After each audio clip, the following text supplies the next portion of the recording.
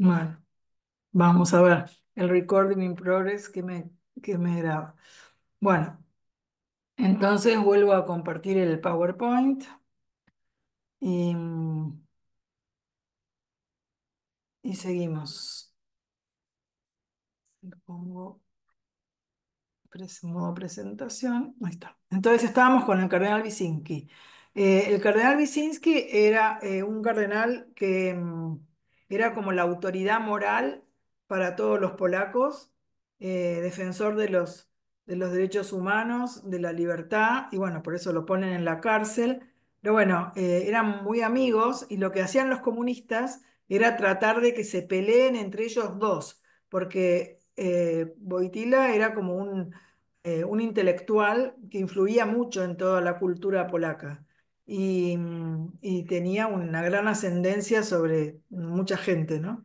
Y Wyszynski también tenía una autoridad moral muy, muy fuerte. Entonces, lo que trataban los comunistas era de que se pelearan entre sí. De hecho, el Concilio Vaticano II le prohibieron ir a Wyszynski y lo dejaron ir a Wojtyła.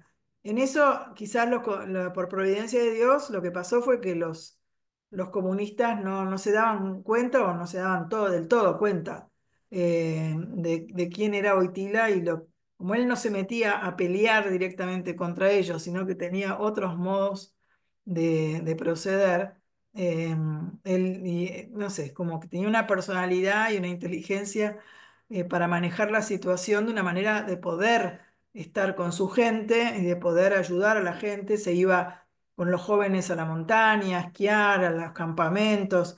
Buscaba la manera de contactar con la gente, evitando la persecución de... Igual tenía micrófonos en su casa, en su confesionario. Digo, le han salido a la luz unos documentos increíbles de cómo lo perseguían y lo escuchaban, pero él hablaba de Dios y de cuestiones espirituales. Bueno, entonces lo vamos a ubicar históricamente después de este contexto así cultural, muy a grandes rasgos. Nace el 18 de mayo de 1920.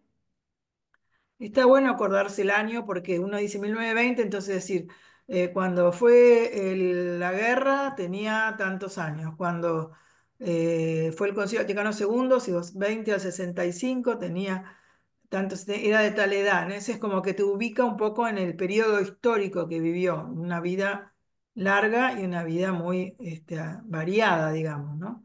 Nace en Wadowice, que es un pueblo que está ahí cerca de Cracovia. Eran tres hermanos, aunque la mamá se llamaba Emilia, pero en realidad no conoció a su hermana, digamos, que falleció en el parto, y la mamá se murió en 1929. Por eso en 1920 nació él, la mamá se muere en 1929. Él tenía 9 años cuando iba a hacer la primera comunión, digamos. Y tenía un hermano mayor que no vivía con ellos, que se llamaba Edmund, que era médico, y se contagia, curando a un hombre de condición humilde, se contagia de la enfermedad, creo que era lepra, y se muere en 1932. Es decir, él queda solo con su papá. Y al terminar sus estudios en el colegio, eh, fue vencedor de varios campeonatos de ajedrez. Vieron que el ajedrez es para personas muy inteligentes. No, hay que practicarlo porque ejercita la cabeza, ¿no? Pero bueno, él era campeón estudiantil, era el mejor alumno, tenía muchas, muchas, muchas cualidades intelectuales. Y entonces, bueno, ya terminó el colegio, egresó y se fue a Cracovia, que es a una hora de Wadowice, ese pueblo de montaña.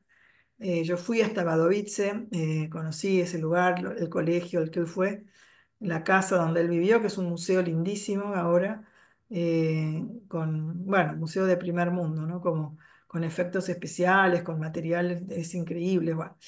Entonces se va a Cracovia, que es una ciudad más importante, donde está la Universidad Jagellónica.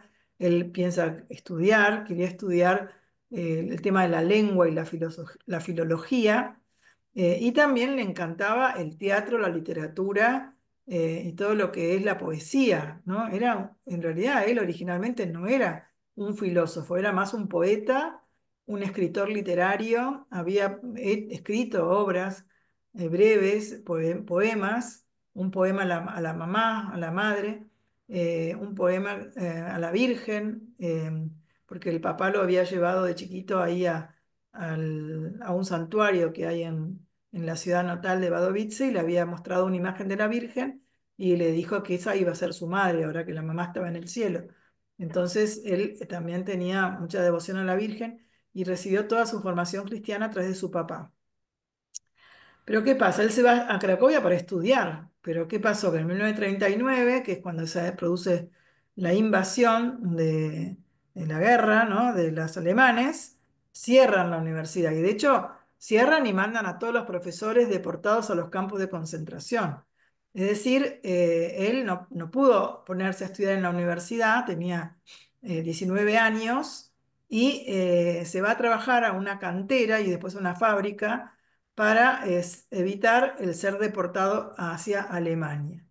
Entonces, lo que hace es unirse a un grupo de teatro de un actor polaco famoso, creador del teatro que se llama Rapsódico. Y él interpretó varias obras con sus amigos, tenía sus amigos, su grupo de amigos. Es genial las fotos estas, ¿no? Cuando están de la época, ¿no? Ahí está ¿cómo se dice? Sí, en la fábrica o en la cantera de piedra, no sé, me parece que en la cantera. Y entonces él interpretaba unos personajes, era un tipo de teatro que se llama el teatro de la palabra, que lo más importante no es el escenario, las figuras, lo que rodea al teatro, sino lo que la persona dice, el tono en que lo dice, la voz como lo dice, la fuerza que transmite su palabra.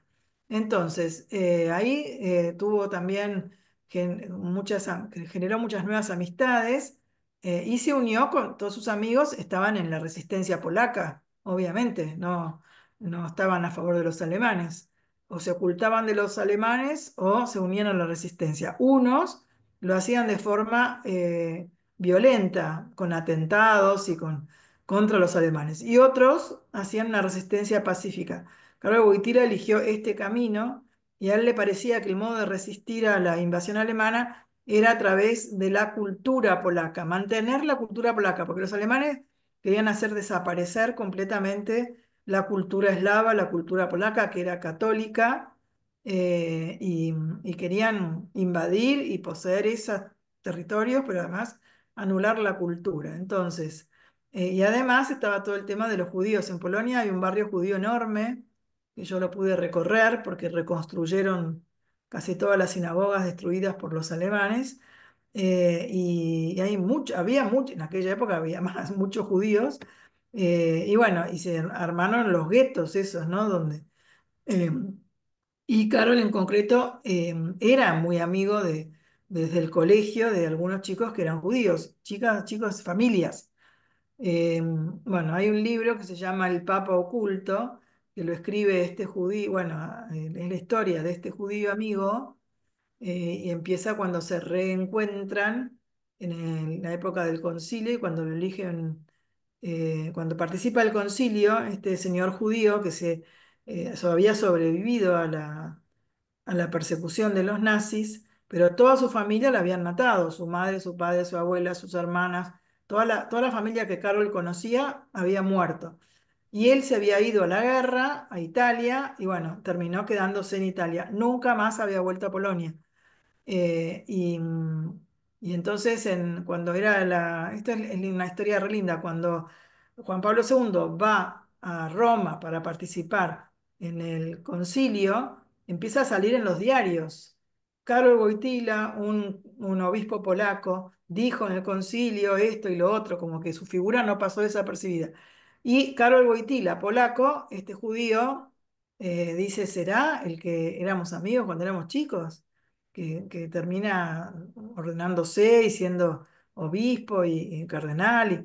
Entonces lo va a buscar para ver si era su amigo de la juventud, con cierto temor de que, no sé, era una autoridad en la iglesia y no sabía si lo iba a reconocer. Bueno, y ahí reinician una amistad que está escrita en dos libros, uno chiquitito que se llama Carta a un amigo judío, que es precioso, y otro libro que se llama El Papa Oculto, que es medio novelado, pero que cuenta toda la historia de la amistad con este judío y cómo a partir de su amistad también logra abrirse o entrar en relación con entra a una sinagoga por primera vez, etcétera. Bueno, entonces, cuando él estaba en esta situación de guerra es cuando se plantea su vocación sacerdotal.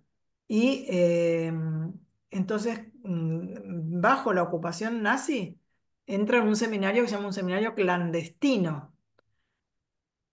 Y bueno, toda la ocupación nazi más la persecución a la iglesia y etcétera, se fue complicando cada vez más y él tuvo que refugiarse en el arzobispado de Cracovia.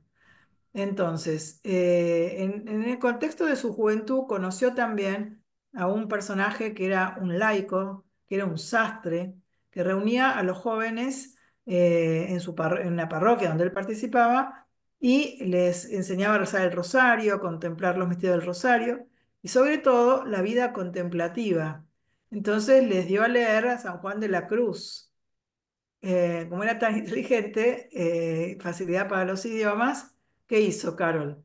Estudió el idioma español, porque claro, San Juan de la Cruz vieron que es muy poético también, y no es lo mismo leer una traducción al polaco que leerlo en español directo. Bueno, desde ahí aprendió toda la mística, incluso se planteó en un momento si entrar al Carmelo y hacerse de carmelita, digamos. Y además agradeció a este sastre santo, laico santo, toda la formación que le dio. De hecho, después, siendo papa, lo beatifica a este Jan Tiranovsky. Eh, en 1941 se muere su papá. Él vivía solo con su papá era su oficial del ejército polaco y era una relación de amistad entre ellos dos impresionante. Él lo quería muchísimo y bueno, se enfermó y se murió y se quedó solo, solo en todo este contexto, ¿no? Bueno, entra al seminario en el 1943 con este señor Monseñor Sapieja, que era también un señor muy santo y empieza a estudiar. Ahí empieza a estudiar la filosofía. En realidad él antes no había estudiado filosofía, él quería estudiar filología polaca, la lengua, la palabra, lo que le importaba era el teatro rapsódico. Había escrito algunos poemas. Entonces, empieza a estudiar filosofía y él dice que era como, la metafísica era como una cosa difícil, como muy abstracta, y le costó un montón, pero a la vez descubrió la filosofía, estudió también teología, y bueno, todos estos estudios lo hace escondido en ese seminario clandestino, y finalmente, después de unos años, se ordena sacerdote, el 1 de noviembre en 1946. Ahí yo también pude ver en el castillo de Babel, hay una capillita abajo, la de San Leonardo, y ahí fue su primera misa. Además, tenía muchos amigos, entonces cuando se ordenó, lo que hizo en aquella época era todo en latín. Entonces él, a mano, los chicos todos tradujeron todo el ritual de la ceremonia para poder entender lo que estaban y participar. Todo era inoculto, ¿no? En ese seminario clandestino. Bueno, entonces se ordena, celebra su primera misa y el Sapieja, este cardenal, lo manda a Roma para que haga un doctorado. Entonces se va a estudiar al Angelicum y como había conocido toda la doctrina de San Juan de la Cruz, elige ese tema para hacer sus estudios teológicos, el doctorado en teología. Y el tema es el acto de fe en la doctrina de San Juan de la Cruz. El que le dirigió la tesis era un famoso optomista, Garrigou Lagrange, dominico, pero hubo algunos temas en los que no se pusieron de acuerdo, porque él era, ya les digo, su origen era literario, su mente era una mente muy abierta, muy amplia, estudió a Santo Tomás, pero tenía sus propias ideas, era más moderno, digamos, en sus ideas.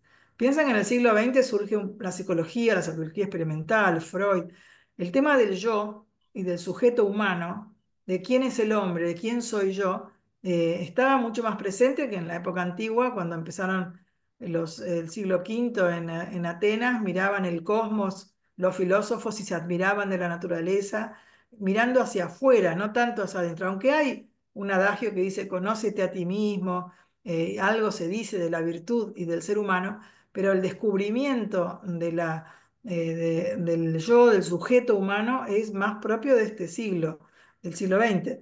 Entonces él, el señor este Garrigou Lagrange, muy inteligente, que escribió un libro, 3 tomos que se llaman Las 3 edades de la vida interior. Bueno, era un capo. Pero lo que decía, lo que pensaba en su investigación, Boitila, que había conocido a fondo a San Juan de la Cruz, es que el conocimiento de Dios no es igual que el conocimiento de las otras cosas o realidades del mundo, que hay un conocimiento interpersonal. Yo como persona me uno, de alguna manera, contemplo a un Dios que es 3 personas y un solo Dios. Y entonces el conocimiento no es de un sujeto que soy yo a un objeto, porque Dios no es un objeto. Entonces, en eso, Garrigou Lagrange le discutía y le decía que estaba equivocado, pero él se mantuvo firme en su posición, ¿no? De que el conocimiento el conocimiento de Dios es a través de la contemplación mística, y la contemplación mística es unión con Dios. Y es un tipo de conocimiento que no se puede reducir al conocimiento de otras realidades. Y lo mismo después se va a aplicar al conocimiento interpersonal, las relaciones interpersonales. Nosotros somos personas y nos conocemos entre nosotros, nos relacionamos, pero no de la misma manera como nos relacionamos con las cosas materiales o los objetos.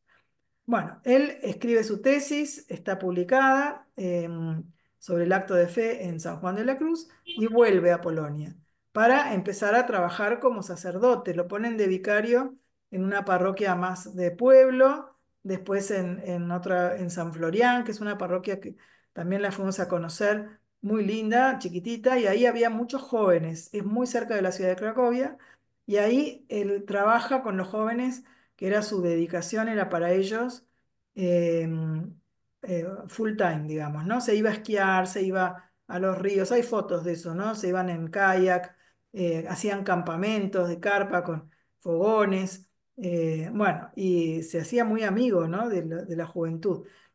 Para ocultarse de los comunistas, le decían tío o Lolek. El tío Lolek, que era un cura disfrazado de tío. Las fotos son geniales, ahora me va a aparecer alguna. Bueno, entonces, pero ¿qué pasa? Le dicen que por qué no hace una tesis. eh, él era muy inteligente, entonces los que estaban arriba de él lo intentaban también potenciar. Y le dice que se retire un poco de la pastoral de los universitarios para prepararse para ejercer la docencia en la Facultad de Teología de la Universidad Jagellónica. Esa es la que después se cierra, entonces ejerce como profesor en Lublin. Entonces, bueno, acá está lo de 1949, San Florián, que es la parroquia. Va también eh, trabajando como consejero de estudiantes graduados en la ciudad. Siempre tenían la preocupación de que a los jóvenes les adoctrinaban la cabeza todo con el ateísmo, el marxismo, etcétera, ¿no? Entonces él trataba de dar respuestas a las inquietudes que tenían los chicos. Eh, Era medio novedoso, te quiero decir, porque hacer esos campamentos mixtos, chicas y chicos, y bueno, todo eso para esa época era bastante innovador, ¿no? Bueno. Entonces, como le piden eso, que se retire de la pastoral para hacer esta tesis, se pone a estudiar a un filósofo personalista que es Max Scheler. Y lo que él estudia en ese momento es si lo que pensó Max Scheler, que hace toda una ética de los valores, si la ética de Max Scheler sirve como ética cristiana. Concluye que no, tiene unas limitaciones, le hace la crítica, pero en realidad aprende de Max Scheler y quedó encantado de su método, cómo él va describiendo la atracción que ejercen los valores sobre tu vida afectiva.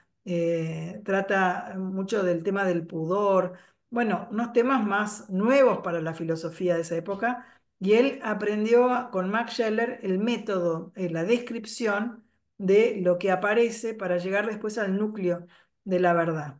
Entonces, bueno, empieza a dar clases en el seminario y también en Lublin. Y en esa universidad de Lublin empieza a dar clases de ética. Eso es el primer interés filosófico de él es un interés pastoral. La ética es dentro de la filosofía la ciencia más práctica, que te dice más o menos qué está bien y qué está mal, cuáles son las normas que debo respetar para poder hacer el bien. Entonces, a él le interesaba eso, le interesaba la vida, le interesaba la pastoral, le interesaba formar a la gente. Entonces, se interesó primero por la ética.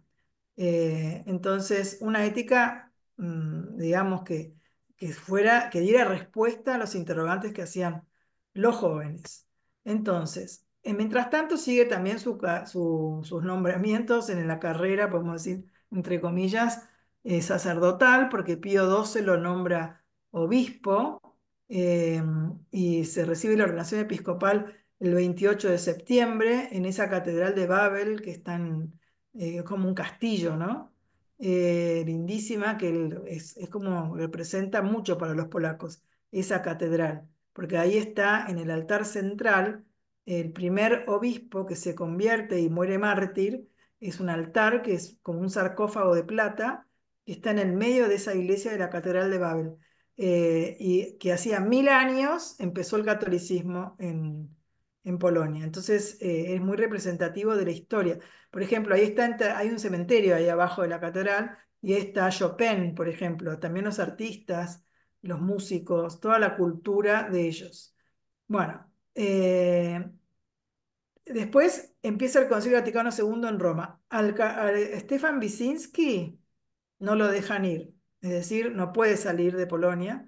Y él sí, lo dejan salir, era joven, un obispo recién ordenado como obispo, era muy joven, y en 1958, piensen, si nació en el 1920, era joven para ser nombrado obispo.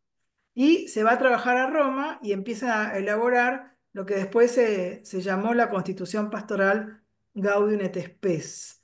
Y empieza a participar. Era un obispo joven que venía detrás de la cortina de hierro, no lo conocía nadie todavía ahí en el ámbito del concilio y los eclesiásticos. Pero sus participaciones eran muy innovadoras, llamaba la atención lo que él planteaba, sobre todo que la Iglesia Católica tenía que abrirse al mundo, tenía que transmitir el mensaje de Jesús al mundo. El mundo necesita conocer eso que la iglesia tiene para dar. Entonces, esto era como medio novedoso en esa época, entre medio, ahí lo conoce más gente, lo nombran arzobispo de Cracovia, el Papa Pablo VI en 1964. Es decir, en las primeras sesiones del concilio todavía no era arzobispo, era obispo nomás, y ya al final del concilio era arzobispo. Y empieza a participar en las que llaman las congregaciones para los sacramentos y para la educación católica. Empieza a participar en organismos de romanos, vinculados a la Iglesia de Roma. Finalmente, en 1967 es nombrado cardenal. Es el segundo más joven de la época. 47 años tenía, digamos, todo, obispo, arzobispo, cardenal, ¿no? Era muy joven. De hecho, como papa también fue joven. Bueno, finalmente acá está Pablo VI. eh, Ocurre lo que ya sabemos, todas lo hemos vivido. Muere Juan Pablo I. Él había quedado muy aliviado porque él había tenido anuncios de que lo podían elegir papa. De hecho, algunos lo votaron en esa primera elección, cuando al final salió Juan Pablo I. Y él lo último que quería era irse de Polonia, si hubiera sido por su propia voluntad. Con lo cual vuelve muy aliviado y a los 33 días vuelta a tener que ir a Roma porque se muere Juan Pablo I. Y el 16 de octubre es el cónclave y lo eligen papa. Piensen que Polonia seguía tras la cortina de hierro. Todas las personas a las que él ayudaba, sus feligreses, sus amigos, no era que podían salir para ir a verle, estaban ahí encerrados y perseguidos, digamos, como les habían quitado la libertad. Pero imagínense imaginarse lo que fue para el pueblo polaco, cuando los comunistas no pudieron ocultarlo, aunque la prensa distorsionaba todo, pero que había sido elegido papa, un papa polaco, que iba a ser la voz de los que no podían hacerse escuchar. Bueno, entonces empieza el famoso pontificado que duró 27 años. Ahí hay una foto del atentado. ¿Se acuerdan? Fue en 1981, 13 de mayo. Gracias a Dios pudo sobrevivir. Ahí está Aliaca, que después él lo va a visitar a la cárcel. Bueno, nunca se supo, pero es bastante obvio, nunca se supo con certeza en cuanto a un juicio humano, eh, pero eran los rusos los que lo mandaron a matar, obviamente, con toda una... Porque en realidad, claro, era para ellos terrible lo que les había pasado, que este sacerdote de Polonia, que a ellos les parecía que era un intelectual, que no hacía tanto ruido como el cardenal Wyszynski, que tenía una personalidad más aguerrida, este parecía más inocente, por lo menos para algunos, y sin embargo llega a ser papa y empieza a hablar en contra del comunismo. De hecho, termina cayendo el muro de Berlín y todo eso, muchos historiadores le atribuyen a la realidad de su papado, digamos, ¿no? Esto de todo lo que hizo y todo lo que dijo, su amistad con Gorbachev y todo eso. Bueno, el atentado de mayo de 81 lo dejó bastante disminuido, porque era un hombre joven, lleno de energía, que nadaba, que esquiaba, que hacía deporte, bueno, lleno de vigor y de juventud, y este atentado, evidentemente, eh, le hizo efectos, tuvo sus efectos colaterales y disminuyó mucho su salud. Además, después le dio ese Parkinson, que es algo más genético y que se le manifestó ya pasados unos años, ¿no? Pero el- todo lo que él escribió, todos los discursos que dio, los viajes que hizo, cientos de viajes, todo eso influyó en la caída del comunismo, ¿no? Acá está anotado algún hecho más especial, más de una década después, y pese a su implacable deterioro físico, en marzo del 2003 se opuso con todas sus fuerzas y autoridad a la invasión estadounidense de Irak. En esa misión evidenció la misma determinación que había mostrado al inicio de su pontificado para mediar en el conflicto de Beagle entre Argentina y Chile en 1978. Dicen que él tenía mucha esperanza puesta en Sudamérica y en concreto en Argentina en cuanto a la evangelización, y que lo peor que nos podía pasar era que nos peleáramos entre nosotros con los chilenos, ¿no? Entonces ahí interviene. Pero bueno, es un papa revolucionario en cierto modo, porque es la primera vez que entra a una iglesia luterana, que entra a una sinagoga, que viaja a países musulmanes ortodoxos, entra al interior de una mezquita. Bueno, sale afuera, a la calle, al mundo, y no se queda enredado en todos los conflictos, podríamos decir, que podía haber dentro de la iglesia en la curia romana.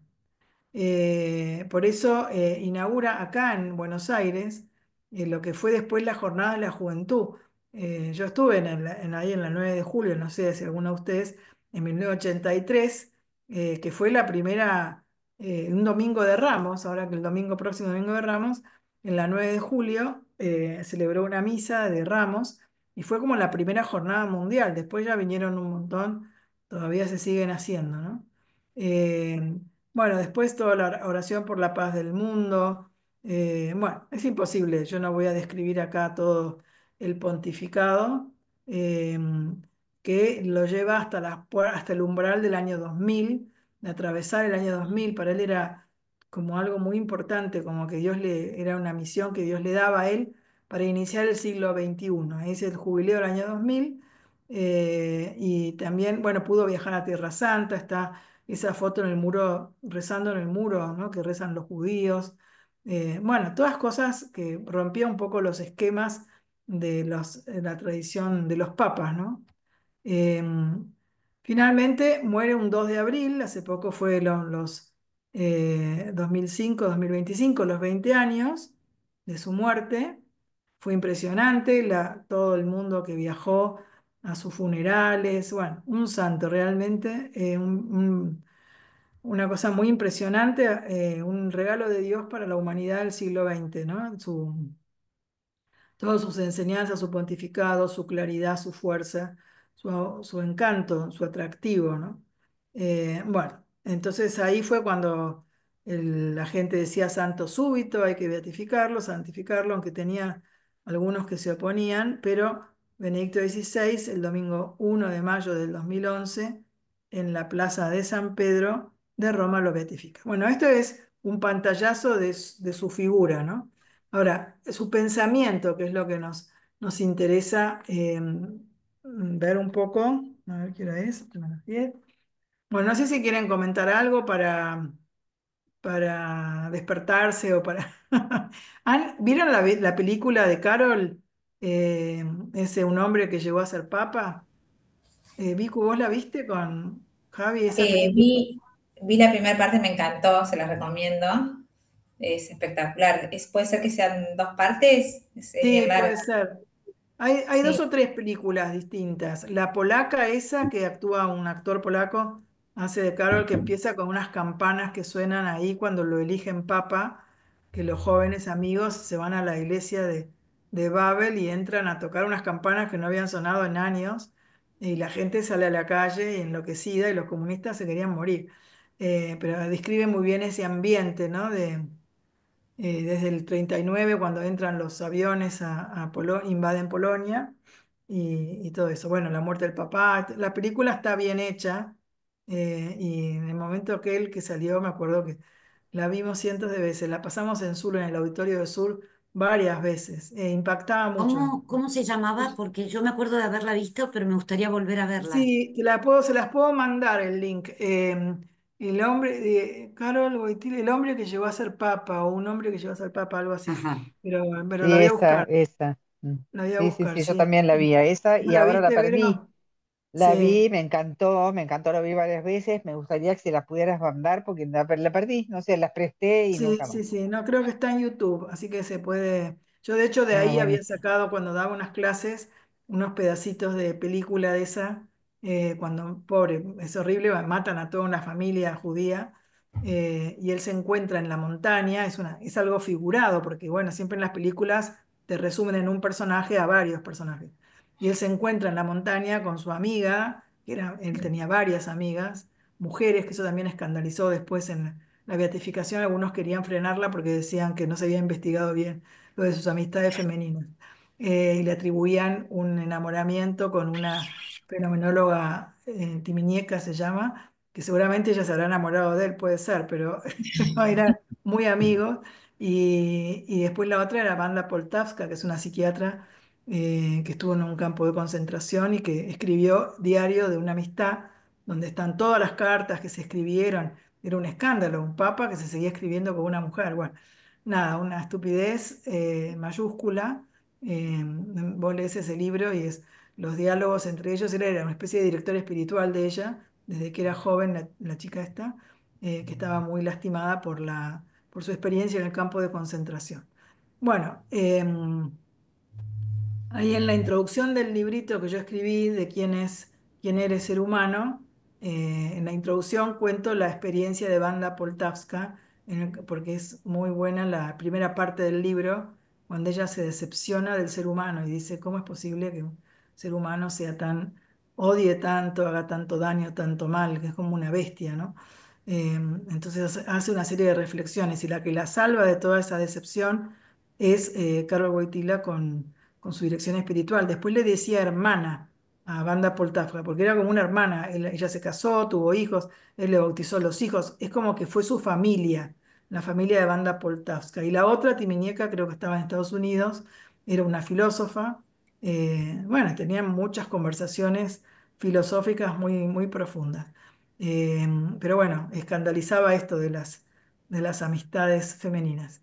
Pero bueno, realmente era una persona tan equilibrada, tan abierta para la época, un ejemplo, ¿no? de vida eh, tan profundo, generaba vínculos profundos, tenía amigos, realmente muy amigos, y las amigas también.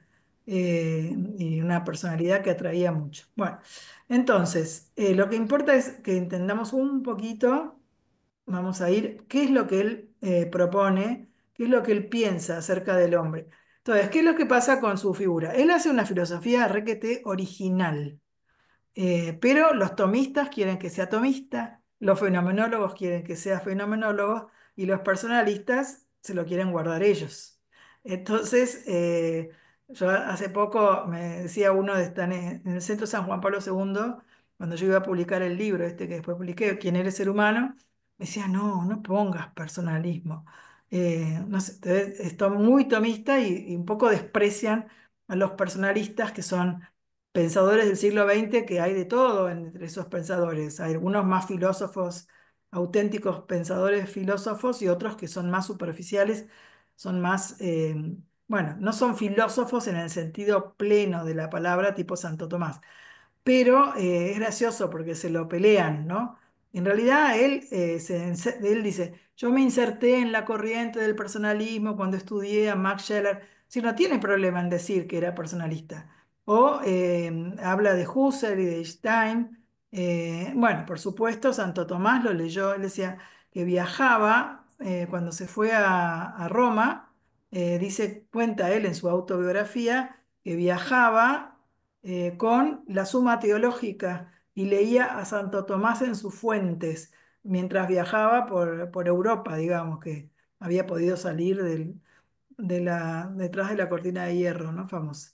Bueno, entonces, en definitiva, no hay problema en decir que es neotomista o personalista. Un poco, él es una persona como de una mente muy abierta y toma todo lo bueno de todo, ¿no? Y también usa la literatura y la sensibilidad artística para llegar a expresar verdades que se dicen mejor en un poema que en un argumento conceptual, un razonamiento más lógico, y que no llega al núcleo. Y la persona justamente en su subjetividad y en su interioridad no es tan apresable, digamos, con conceptos duros, ¿no? Entonces, los que lo seguimos a él, aunque la sociedad hoy más secularizada no lo acepta como un filósofo, porque es cristiano, entonces, si es cristiano no puede ser filósofo para el mundo secularizado, pero es un gran filósofo y su pensamiento y su vida se mezcla con estas reflexiones profundas. Vieron que escribió Cruzando el umbral de la esperanza, No tengáis miedo, Memoria e Identidad. Son todas entrevistas que le hacen a él.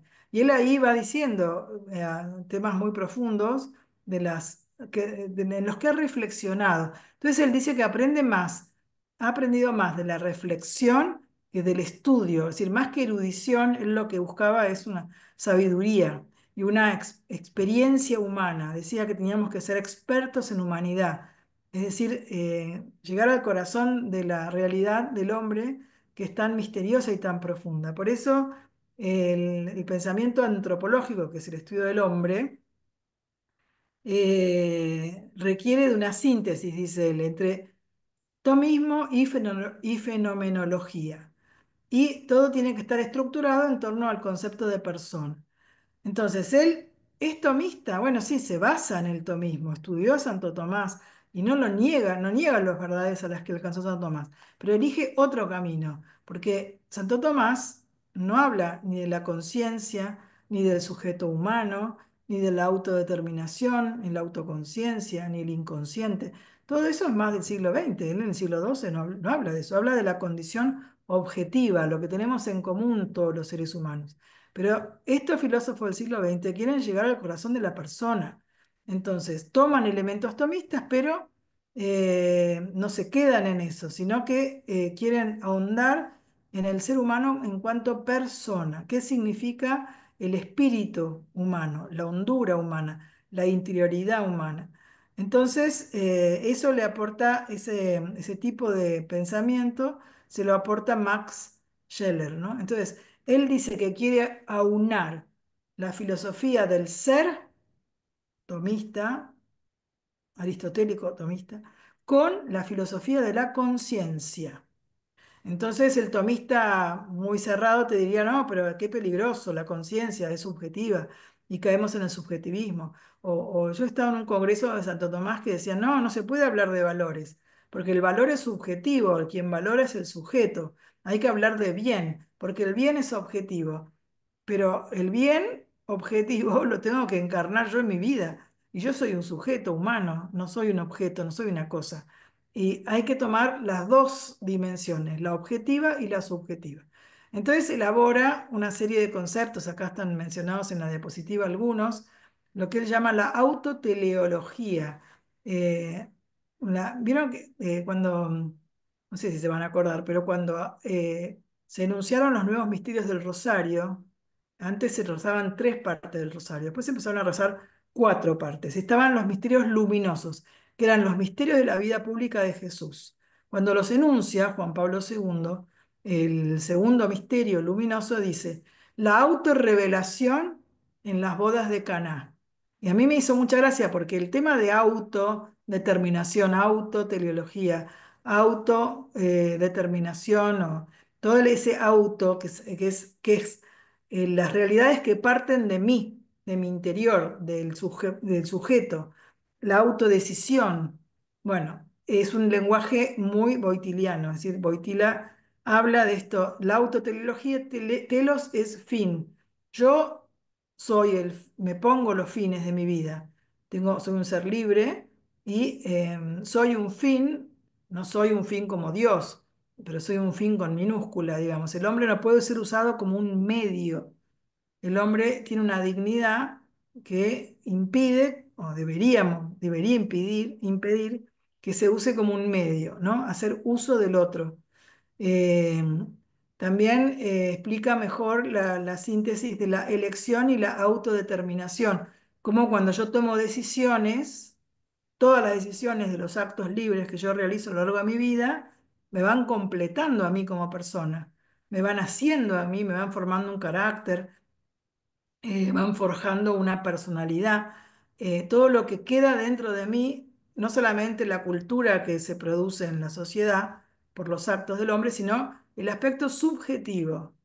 Miren, yo recuerdo que cuando salió uno de los primeros documentos del pontificado de Juan Pablo II, que era la Laborem Exercens, que era acerca del trabajo, mi padre, que era abogado y muy intelectual y estudioso de Maritain, y era, bueno, aunque era abogado, no era filósofo, pero era muy intelectual, escribió un artículo en la revista La Ley y él estaba admirado de la Laborem Exercens porque nunca habían, o sea, no sé, habían descubierto los pensadores cristianos del valor subjetivo del trabajo, de que el trabajo no solamente es la producción, el capital, etcétera, sino que incide en el sujeto humano. Por eso se habla de un trabajo digno. San José María diría un trabajo hecho con amor. El trabajo revierte sobre el propio sujeto. Y esa dimensión subjetiva del trabajo era la primera vez que, bueno, se publicó en un documento, ¿no? Pero venía de este pensamiento que él tenía acerca de la acción humana, ¿no? Por eso también se habla de la ética de la primera persona. Pues vos podés estudiar todas las leyes, toda la ética, lo que es bueno, lo que es malo, objetivamente. Pero evidentemente el que realiza un acto humano es la persona, que tiene su conciencia y que tiene que formar su conciencia. Pero en la ética no es 2 más 2 4, no es tan fácil de resolver las cuestiones de la ética. Por eso es necesario contar con una experiencia moral. Eh, También habla, muy novedoso, la familia como comunión de personas, ¿no? Y la imagen que hay de la Trinidad en la familia. Por eso, bueno, escribió unos libros en aquella época anterior al pontificado y publicó Amor y Responsabilidad, de los más importantes, y Persona y Acción. Eh, Miren, Persona y Acción le resultó tan como novedoso el método y tan difícil que los lenchiste, lo peleaban los filósofos, los compañeros filósofos, y decían que a los grandes pecadores la penitencia era leer más de una vez Persona y Acción, como que era tan como aburrido, difícil, no se entendía. Bueno, él lo va escribiendo, también cuando va al concilio, no se sabe bien, pero él iba tomando apuntes, va escribiendo ese libro, Persona y Acción, que él dice que es como un ensayo original de intentar conocer a la persona a través de las acciones que realiza, las acciones libres, cómo es la persona de la que parten esas acciones. Y entonces va describiendo en una forma medio espiralada y fenomenológicamente la conciencia, la autoconciencia, la reflexión, bueno, toda la intimidad humana. Y bueno, te lleva tiempo captar todo ese pensamiento. Pero algunos, nada, lo leyeron un poco más superficialmente y hacen una reunión entre todos los filósofos y le entran a plantear cuestiones, ¿no? Como que falta también la parte relacional, que no la desarrolló bien, y etcétera. Y él, en base a esas críticas que le hacen en esa discusión, donde él expone su libro delante de, bueno, lo leen todos estos pensadores, él después sigue escribiendo otros artículos o participa en congresos y además después con todo su magisterio para dar respuesta a esas cuestiones que le habían planteado que faltaba desarrollar. Por eso los que lo estudian a él dicen que se puede hablar de distintas etapas o periodos de su pensamiento. La primera etapa, que es cuando produce, él es profesor en Lublin, hay un libro que se llama Lecciones de Lublin, que yo me acuerdo cuando empecé a escribir sobre Wojtyla, no estaban traducidas, no estaban publicadas, la conseguí en inglés, todo un texto en inglés, eh, y era bastante difícil, pero estaban recopilados, que eran todas las clases que él daba en Lublin, de distintos temas, de distintos filósofos y los comentarios que hacía sobre Kant, comparaba con Scheller. Bueno, realmente eran buenísimas, ¿no? Las clases. En toda esa época de la ética de Lublin, él lo que quería era remozar, remodelar la ética clásica del tomismo por medio de la persona y la fenomenología. Después escribe ese libro de antropología, de persona y acción, que es más, porque ¿qué pasa? Que la ética se ocupa de la acción humana, pero si es humana, la acción, tenés que saber quién es el hombre. Entonces él empieza por la ética, que estudia la acción humana, pero después va a la antropología, que es el hombre que está detrás de esa acción humana. Empieza a hacer esas reflexiones. Por eso el libro llama Persona y Acción.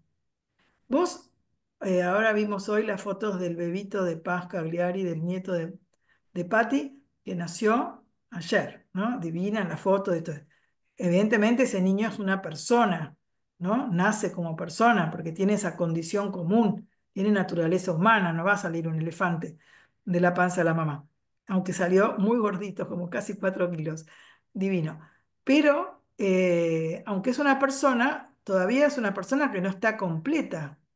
¿Por qué? Porque es como cuando se murió ahora el chiquito este que lo atropelló desgraciadamente un auto y murió a los 6 años y un amiguito le dice a su mamá, pero mamá, le faltaba crecer a Bosco.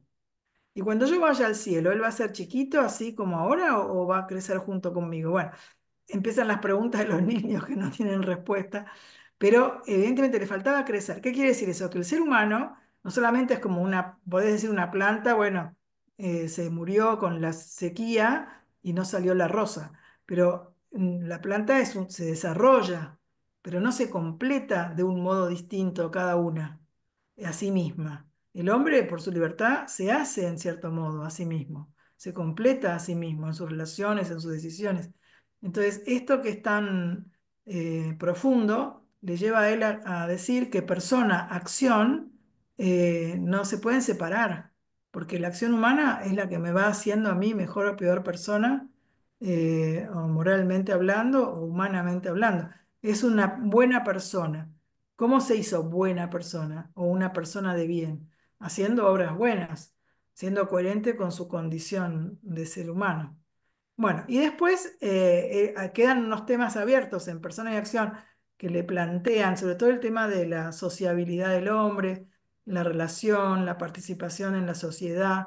Y bueno, entonces va escribiendo otros artículos que completan ese pensamiento, que también los publicó la editorial Palabra, que se llaman Mi visión del hombre, El hombre y su destino. Hay varios libros de esos. Finalmente es elegido papa. Él había empezado a escribir la teología del cuerpo en polaco en Polonia, se sabe eso porque están los manuscritos. Entonces, ya cuando es elegido papa, su pensamiento se refleja en todos los documentos de la iglesia posteriores del periodo de su papado. Sobre todo las primeras años hasta el 85, él se dedica a transmitir, miren qué lindas fotos, ¿no? Con la Madre Teresa, cómo es de tierno, de cariñoso, con un bebé y con unos niños, ¿no? En realidad, la, ¿cómo se dice? En su pontificado, él hace mucho análisis filosófico de verdades teológicas. Usa mucho la filosofía. No hace exégesis bíblica como hacen los biblistas, sino que él toma el Génesis y hace las interpretaciones del Génesis filosóficamente hablando, podemos decir, ¿no? Bueno, entonces hace importantes avances en la ética, porque ¿qué es lo que dice él del método para pensar la filosofía?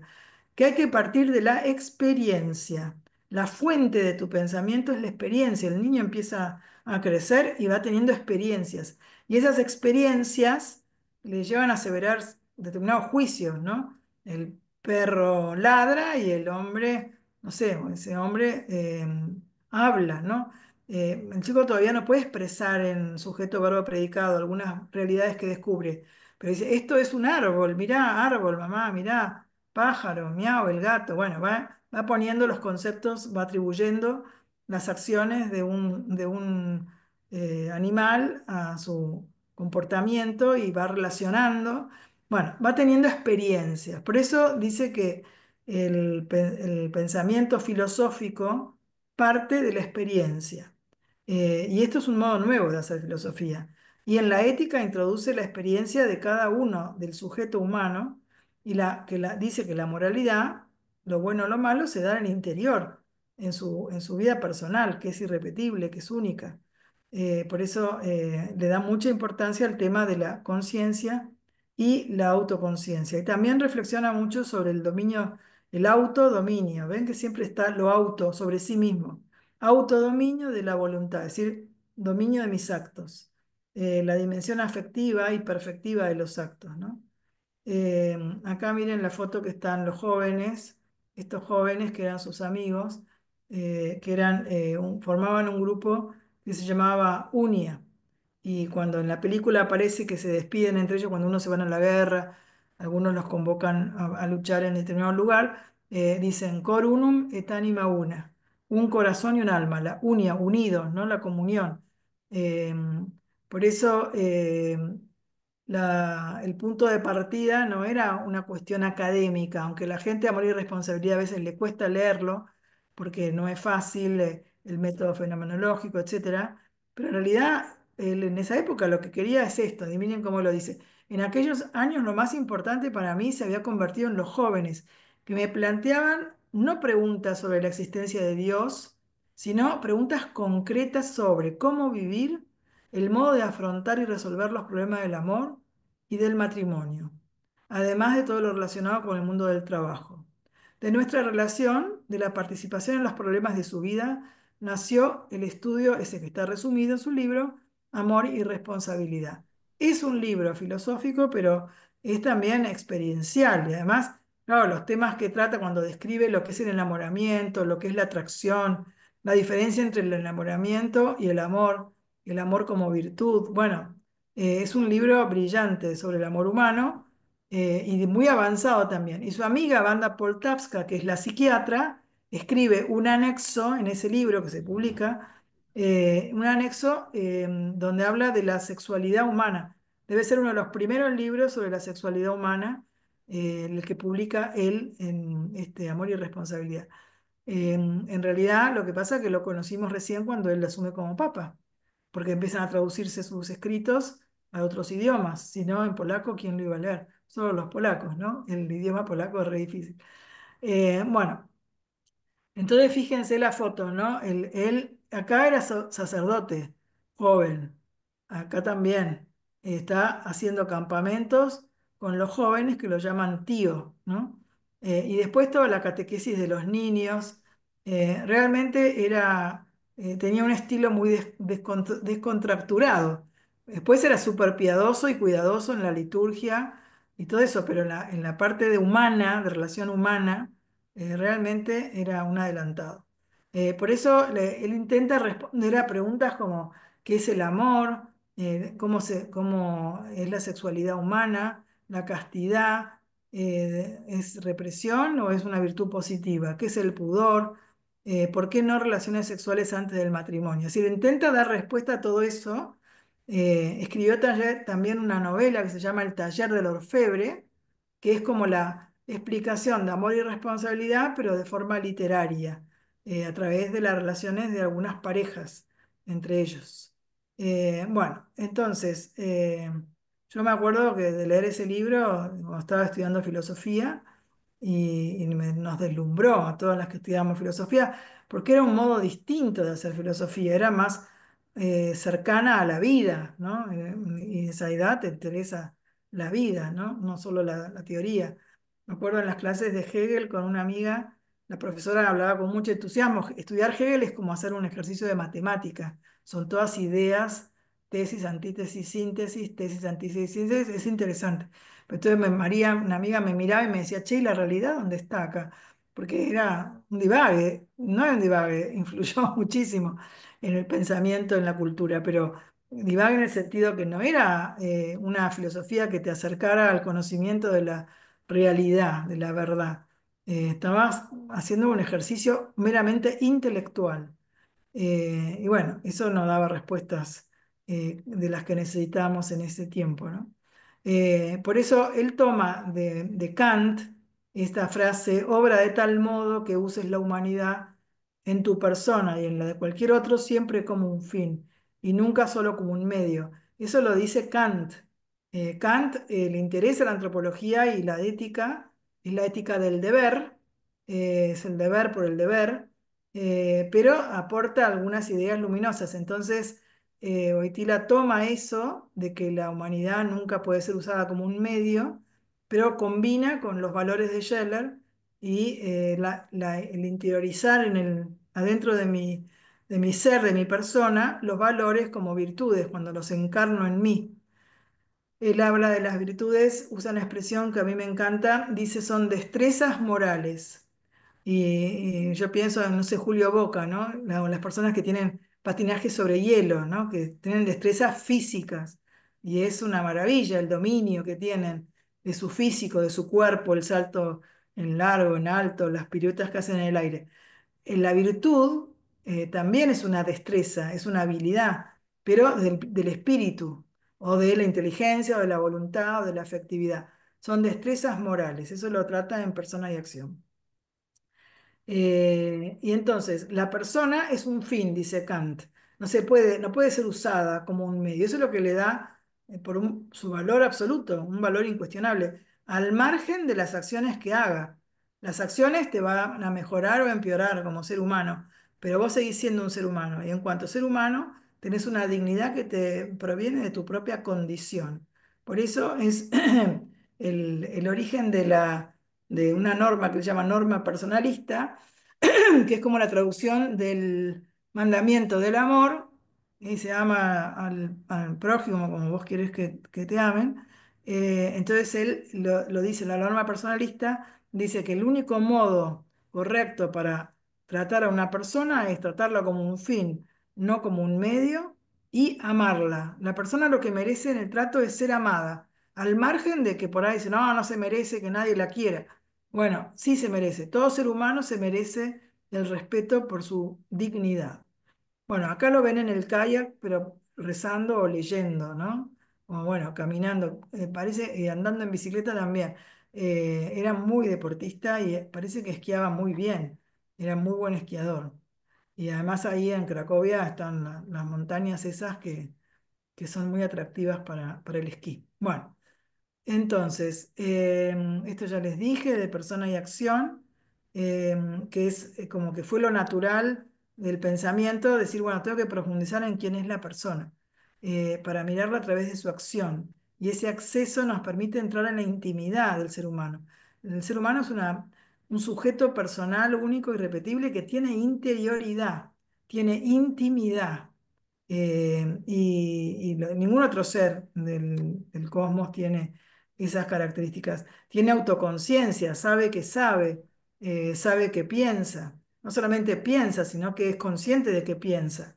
Y se pone un fin para su vida, para sus acciones, implícito o explícito, pero siempre obramos por un fin, no solamente como el perro que tiene hambre y se come la carne, o el oso o el tigre, no sé. Por eso, si miramos a la persona y la acción que realiza, el acto humano, es como que tenemos un acceso para penetrar en el interior o en la intimidad del conocimiento de la persona. Entonces ahí está el libro Persona y Acción, que se editó en Palabra, eh, y una frase que él dice como todo este pensamiento nace de su experiencia, el tema de la comunicación con los demás, el diálogo, más que por la lectura y el estudio de los libros, lo que le ayuda a expresar la experiencia es la reflexión. Por ejemplo, a mí me encanta en el No tengáis miedo, que es la primera entrevista que le hace Andrés Frossard. Él dice, por ejemplo, bueno, lo he reflexionado, porque lo he reflexionado mucho, le he dado muchas vueltas, podría decir, no dice esa expresión, pero dice, he reflexionado mucho sobre la relación entre la antropología y la ética y concluido que la relación es una relación circular. Entonces, nada, eso es insólito, porque toda la vida estudiamos que para una buena ética o una teoría de la acción humana, tenés que tener un buen fundamento antropológico. Es decir, según quién pienses que es la persona, vas a considerar bueno o malo ciertas acciones. Siempre estaba el fundamento antropológico de la ética. Y él dice, no solo así, sino que también la antropología, para poder comprender a la persona, hay que comprender su actuar, cómo es su acción. Y él distingue que a veces algo sucede en mí, no lo produzco yo voluntariamente, sería como soy sujeto pasivo de cosas que me pasan, situaciones, pensamientos, deseos que se despiertan en mí involuntariamente, y a la vez tengo otras acciones que parten de mí, que yo decido, esto es bueno, esto lo tengo que hacer, y tomo una decisión, una elección. Entonces va analizando el dinamismo humano, eh, el cómo es la acción humana, y hace una antropología dinámica, es decir, no solamente centrada en qué es el hombre, sino quién es ese ser humano único y irrepetible que actúa libremente. Esa experiencia subjetiva es lo que a él le da importancia, y esas experiencias subjetivas de lo que sucede en mí, de la que yo no soy, puedo aceptar o no aceptar, qué sé yo, una tentación, podemos decir, o una pasión,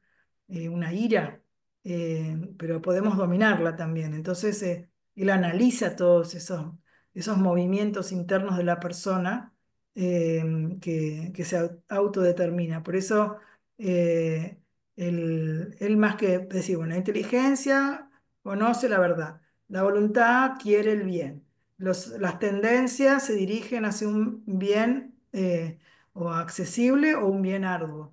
Bueno, y esas son todas las facultades humanas. Él dice, eso ya lo hizo Santo Tomás.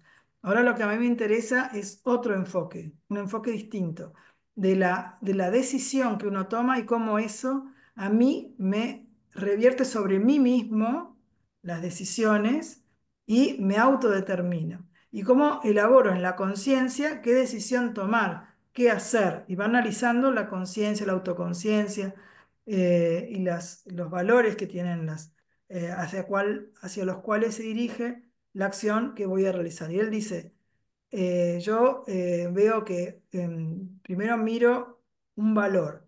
Digo, esto es bueno, ayudar a este ciego a cruzar la calle, no sé, el valor de una acción. Interiorizo eso. Y me digo a mí mismo por dentro, esto es bueno, y me mando a mí mismo, tengo que hacerlo. Digo, cruzar al viejito, al cieguito en una esquina, o bueno, también una entrega a Dios, no sé, o el matrimonio, lo que sea, decisiones o la carrera que voy a estudiar. Es como que yo interiorizo, reflexiono, y desde mi interior tomo una decisión y realizo una acción coherente con esa decisión. A veces tenemos pasiones que nos tiran para abajo, pero bueno, por eso él usa otra palabra que se llama integración, las últimas partes del libro se dedican a la integración, y lo vamos a ver en otra clase, pero es como yo integro en una acción todas las dimensiones de mi persona. Lo afectivo, trato de que vaya unido a la acción que veo que tengo que realizar como buena. Y a veces no es tan fácil, y él dice que a veces hay que obrar por una verdad desnuda.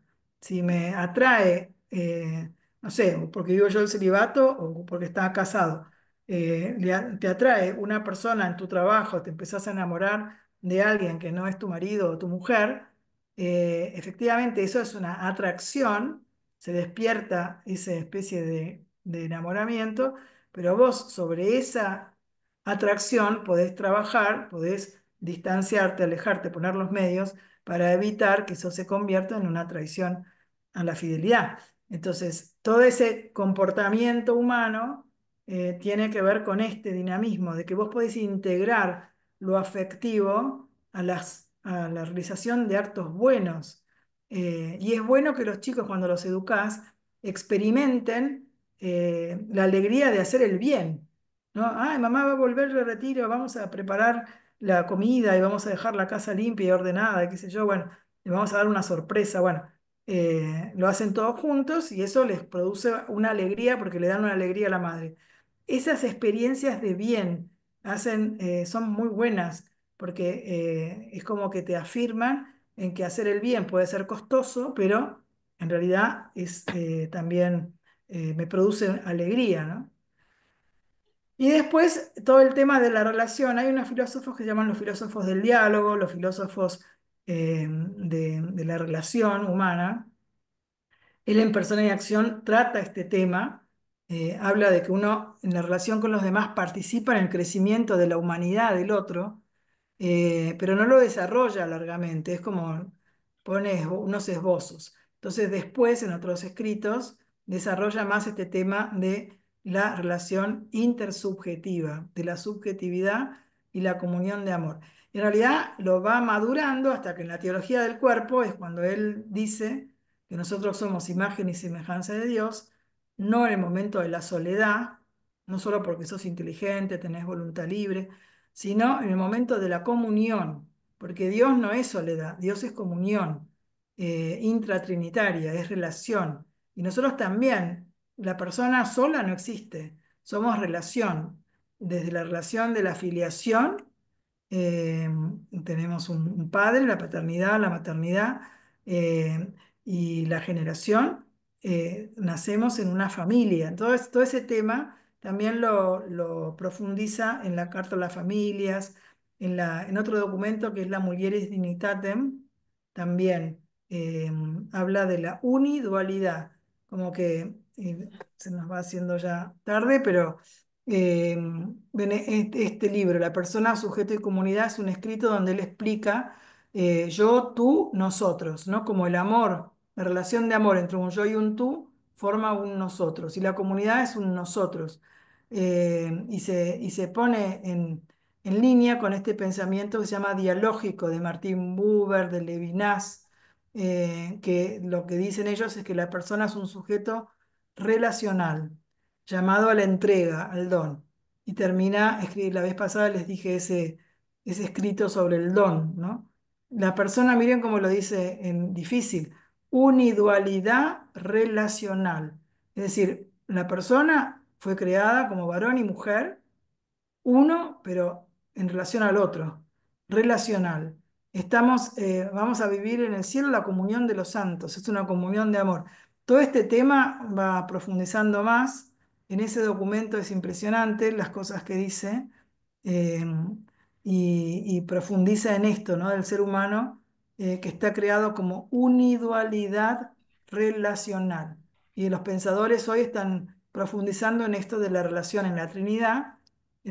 Cuando fui a Madrid, una de las conferencias que daba un teólogo que está estudiando la Santa Croce, investigando, era sobre la ontología relacional en la Trinidad. Bueno, pero re lindo todas las cosas que nos dijo sobre la mamá, porque era italiano, ¿no? La relación con la madre, cómo estamos hechos para amar y para recibir amor y la relación con la de amistad, bueno, etcétera, ¿no? Todo el tema de la relación Bueno, después también esto de la doctrina social de la Iglesia y finalmente acá está la teología del cuerpo.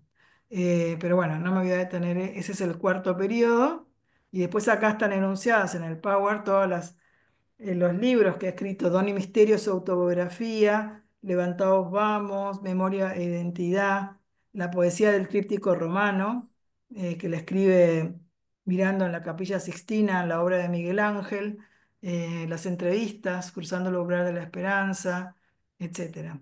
Y después todo lo que es teatro y poesía, que también son las meditaciones sobre el sacramento del matrimonio expresadas en el taller del orfebre, a partir de los anillos, es un poema es como amor y responsabilidad, pero en forma de literatura, que a veces en los talleres lo usamos para dar estos temas del matrimonio. Y después se trató la lista de los documentos. Imagínense que 14 encíclicas y toda los comentarios posteriores de su obra filosófica. Bueno, vamos a dejar acá, aunque eran muchas más diapositivas, pero demasiado ambicioso la, la pretensión de ver todo, ¿no? Pero bueno, ¿se perdieron o me siguieron? No, muy No, bueno. no, lo No, seguimos. no, Muy bueno. Ahora Mucha buenísimo. información. Te seguimos, no ¿eh? sé si retuvimos, pero bueno. No, no importa. Ahora no importa tanto, dicen con la inteligencia artificial, no importa retener porque lo retiene, te lo produce en 2 minutos, te hace una síntesis, le pedís a la Eh, inteligencia artificial, decime los títulos y las fechas de las 14 encíclicas y dame una cita de cada una, la más importante, te lo hace. Es decir, que no importa que retengas, sino un poco era como presentar la figura grandiosa, ¿no? De este gran papa, pero sobre todo pensador que dejó muchas, te diría como muchas puntas, muchas intuiciones teológicas también, en las que la gente ahora está profundizando.